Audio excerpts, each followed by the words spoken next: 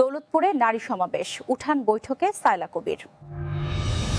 জুয়েল মিয়ার প্রতিবেদনে দেখুন বিস্তারিত ভিডিওতে।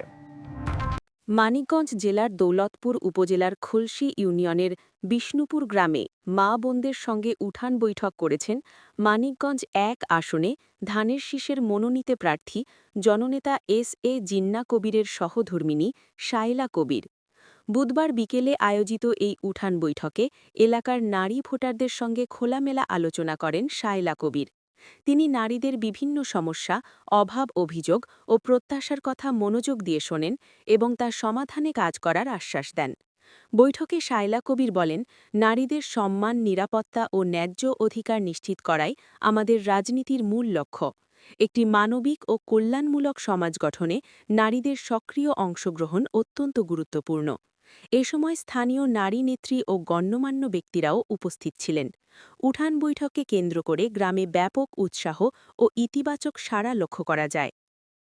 একটু আগে এক ভাই বলে গেলেন যে আপনারা গান বাজাতে পারেননি কোন একটা মণ্ডপে, কিন্তু এটা কেন হয়েছিল?